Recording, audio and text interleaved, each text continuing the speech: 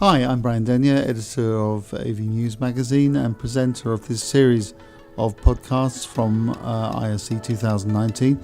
We're calling this AV Futures, and delighted to have a former contributor to our podcasts with me today. That is John Knight from Ascente, and he's going to tell us what ISE has meant to him and his business. So, John, what was the most significant development amongst your group of brands? Hi Brian, thank you very much for this. I suppose from our point of view, we've been representing three different brands at the show in Nareva, Steno and Evoco. And in all three cases, it's just been great to see the validation for those brands and some of the great work that they've been doing to develop new products, their position in the market. The amount of traction that we're seeing on all of them is fantastic, and they're all being very innovative with some of the new technologies and announcements they've been making. So we've been really pleased with the reception that we've been getting from the resellers and end users that we've been talking to.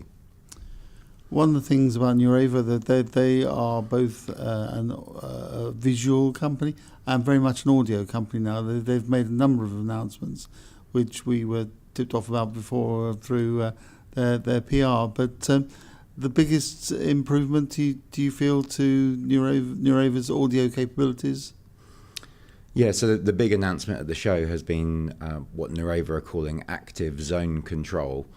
So Nareva have developed a technology called microphone mist, which is a technology which from a hardware point of view looks like a sound bar, but it's a technology where you install it on the wall above a screen, although in theory it can go anywhere in the room, and that product has microphones built into it, and Nareva have developed their own capability for the product to auto-calibrate itself to the room and then cover the whole space with virtual microphones. So a single HDL 300, which is the name of the product, can cover rooms of up to 9 meters by 9 meters with 8,192 virtual microphones, which I appreciate is a very precise number, but that's down to the software that they've developed and how it actually works. So the product was already covering a room or an entire space. Now we can actually define the pickup area, so pull in those virtual microphones to focus within a particular space in a room.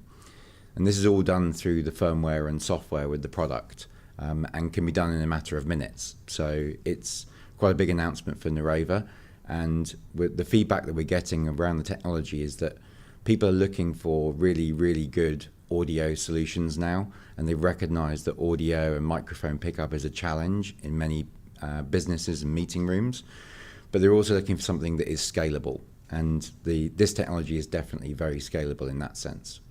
So it could be used in a small situation like a boardroom where you may have a few people, but you've got to have really good quality audio, or perhaps in a larger environment like a classroom or something, or a lecture theatre. So is it a very similar system that will go in both situations? Is all of the configuration of that system done at the point of installation? Yeah, absolutely. So it's the same system that we use in all of those scenarios, and it can be configured to cater for different scenarios, especially now with this active zone control. So spoken to a lot of universities who are very interested in using it for lecture capture, because lecture capture is a huge growing trend. Obviously lots of students wanting to go to university, but not necessarily always attending every single lecture or wanting to be able to go back and recap on things. So universities now want to be able to deliver lecture capture to allow those students to watch back lectures that have been delivered. But getting really good audio pickup in a scalable manner within different shapes and configurations of rooms is a challenge for universities. So that's been a really interesting segment to our discussions. But we've also been talking about all kinds of different rooms and scenarios.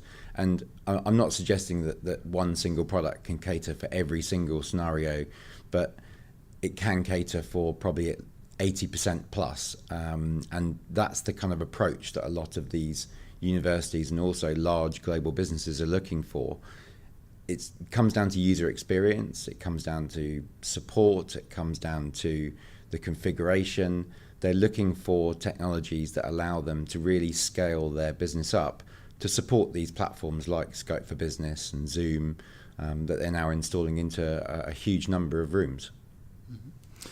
Looking at one of your other vendors, Evoco, we had Rani in here recording a podcast earlier in the week, and there's some interesting things there, because they're talking about the new product, which I'll never get the pronunciation right, but I think it's Pushco, is it? Or I believe so, yes. Yeah, it's and he was saying that they're not really talking about rooms so much as spaces, because you can use that technology to put some two-way communication into a space, and it could be an outdoor space, or we used the example. We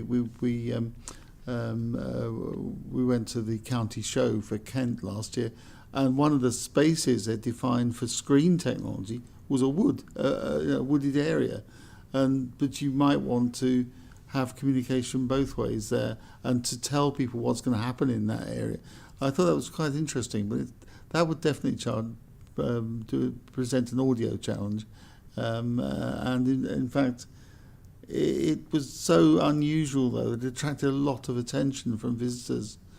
So outdoor is the new indoor, perhaps, I don't know. Yes, well, there's a huge demand for digital communication devices in all kinds of scenarios, and certainly outdoor media has been an established and growing market, and continues to be so. In terms of Evoco's announcements and the Pushco product, they've been showing that product for a couple of years now, and we're very excited about the fact that it hopefully is going to be actually released as a sellable product into the market in 2019. They've tried to take a very simple user approach to it. So it's interesting that we're seeing a number of vendors, and Evoco are another one, who are actually trying to simplify the whole user experience and deliver something that is scalable. So again, that product, they talk about the fact that it's one power cable connected to your network or internet, and it just works. And of course, there is some software that you need to do to get your content onto it. But the actual product is, again, designed from a user experience perspective. So yeah, we're very excited about that. In terms of some of the outdoor applications that you're talking about, for us, we're working with Steno, and although part of Evoco's business is also SMS, who manufacture outdoor bracketry, we're also working with Steno, who are a software vendor that can offer their software for digital out-of-home applications with all kinds of reports built in, that all of these kind of vendors want when it comes to actually selling things like marketing or advertising space, for example. It's not just about getting the message to the screen, it's about how you report on that and link that to a billing system to make it a really comprehensive solution. So yeah, Steno, which is in Hall 8, the digital signage hall, is our software partner that we've been working with for that as well. Yeah, I haven't managed to see them, but I was very excited last year when they were demonstrating. They use a lot of sensors that detect motion. If someone picks up an object or is interested in an object, that can trigger a whole display with further information, which I think is probably a real benefit of digital signage now, that it is context aware, which yeah, I watch them with interest always, so that's good. In general, good ISE, bad ISE, what's your overall? I'll tell you exactly what I said when I walked in this room, which is it's been absolutely crazy. ISE, we've had actually a few people that have come to the show that we've been working with for various strategic reasons, who are from other industries like the unified communications community, as opposed to the sort of video conferencing community. And he said it's the busiest trade show he's ever been to. So ISE continues to grow. It's a huge event. Certainly Nereva and Evoco and Steno, our brands that we're working with, they all target ISE as their key date in the annual calendar.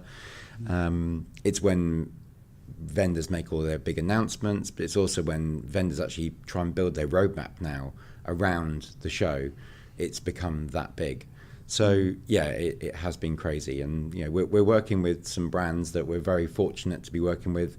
They're very innovative. They represent something a bit different, and that's really our whole message to resellers and end users: is come and have a look at what we're doing with those companies, because all of them offer something a bit different in one way or another. Well, let's hope there's not that much time left to go, but if we get this podcast out quickly, if you hear it, I can tell you it's well worth going to see these companies, because as John says, they are all doing something interesting and slightly different, and it's great. If you're a reseller, you'll probably have a client that can benefit. So thanks very much indeed, John Knight. Thank you very much.